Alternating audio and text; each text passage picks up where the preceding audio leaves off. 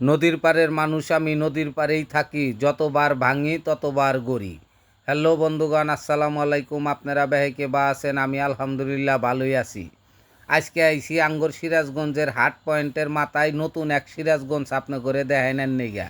এটা খুব আবেগের জায়গা, হে আবেগের জায়গায় ঘরের মধ্যে আর থাইকা হারলাম না।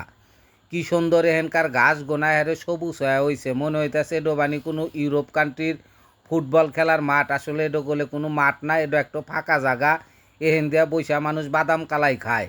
কি সুন্দর একটা ভাস্কর্য আছে এহেনে, যে বৃষ্টি হওয়া হয়েছে ভাস্কর্যটা ধুইয়া একবারে চকচক ঝকঝক করতেছে।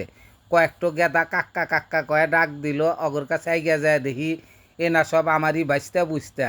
তো কইতাছে, কাক্কা এই বৃষ্টি মরে তুমি হেনে আইসাও কে?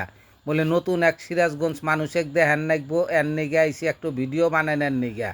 নদীর পাড়ে খাড়া থেকে একটু ফিল নিতেছি বাতাসের, ফাইনে হেনে ঝিরঝির বাতাস।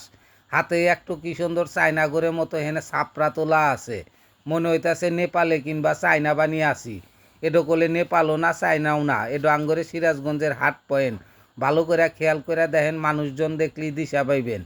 এখানে বৈশা থাকার নেগা ফাইন বেরাঞ্চিও আছে। বেরাঞ্চির মধ্যে যখন বসি মনে হইতেছে সাগরের বাতাস বানি আমার মুহের মধ্যে আইসা নাচতেছে, কল কল করে খালি বাতাসই আসতেছে। এই আনন্দে আমি পাও ঝুলাইয়া ঝুলাইয়া ওর মধ্যে বৈশা হচ্ছি।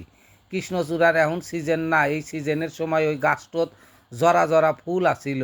এই সেই হইতেছে আবেগের সিরাজগঞ্জ, হৃদয়ের সিরাজগঞ্জ। এহেনেই আসার নেগা বৃষ্টির মধ্যে আমি ভিজা ভিজা আছি।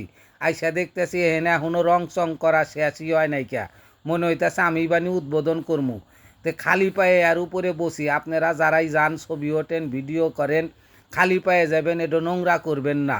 এটা একটা আবেগের জায়গা। এইরকম জায়গা সিরাজগঞ্জের এই একটাই এখানে আছে, আর কোনো জেলাত বানি এইরকম নাম দেই না, কোনো জায়গা নাই।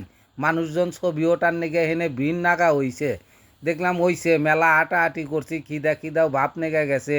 আবার যদি বৃষ্টির ভিজি না পাইরা ডন সাহালি ভাইয়ের দোকানের মধ্যে গেছি যে একটু কফি টফি খাই। কয় ভাই কারেন্ট তো নাই, কফি তো হবো না। কইলাম তাহলে একটু চকলেট খায়া যায়। তো কইলাম ভাই দেন 3-4 চকলেট দেন, বাড়ি তো আল্লাহ নিয়ে যাই কব নে যে যে মেলা জায়গায় গেছাও, আঙ্গন নেগে কি নিয়ে আইসাও। তো সব কিছু মনে করে হেরাই দেখলাম একটু চকলেট খাতি খাতি বাদ যাই। আপনারা যারা হেনে আসবেন জায়গাটাও পরিষ্কার রাখবেন।